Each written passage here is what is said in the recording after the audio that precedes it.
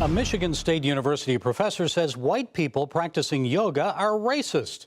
A paper co-authored by MSU religious studies professor Srina Gandhi says, quote, cultural appropriation of yoga is a continuation of white supremacy and colonialism.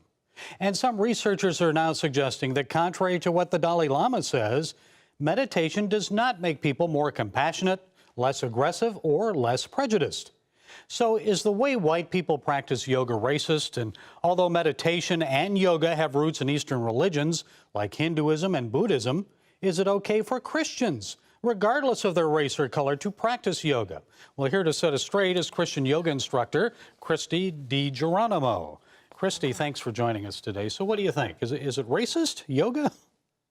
I have never even thought about that. Never. I've never given it one thought. But I will say that the practice of yoga is evolving over years. The history of yoga is convoluted, and although we know it did come out of India, as it's come to the West, you do have lots and lots of middle-class white ladies out there practicing yoga. That's a lot of them. Yes, that's how you see in yoga classes often. But I wouldn't say it's racist. Of course not. If you really adhere to yoga principles and Christian principles, you should become more compassionate and less racist, if anything. So it does have a positive effect. Oh, I agree totally. In my own life, I've seen it. I could go by my own experience saying yes. Okay, now you're a Christian. Yes. And you know, it's very controversial. Some Christians say, oh, we shouldn't be involved in that Eastern religion. It's a practice that was started, as you say, India by Hindus and then Buddhists, as Buddhism came from Hinduism.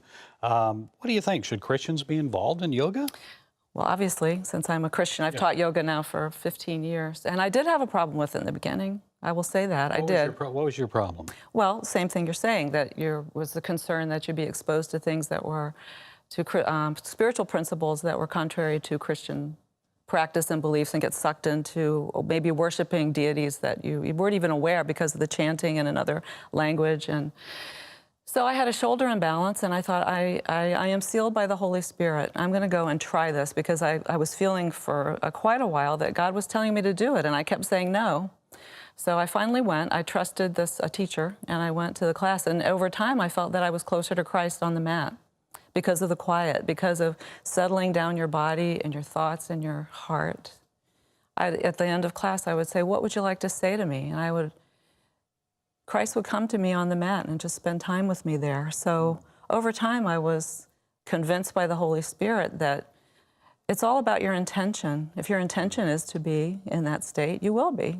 So finally, what should Christians look for? If they're going to be involved in yoga, what should they look for? I've been at this so long, I honestly don't even think about it much anymore. But I would say that if somebody's trying to engage you in a place where you are connecting with your own divinity, because we believe that, we're not pantheistic. We don't believe that God is everything. We believe that we are creatures, creations. So if you are directed to say that, I am God and I am that, and boy, thanks be to God, I am not God. Get out of there. Get out. Yeah. Or seal yourself and say, I can't. Take what you can and leave the rest. Or just take yourself to a place where you know you are safe inside. And let the Holy Spirit guide you. Let the Holy Spirit guide you.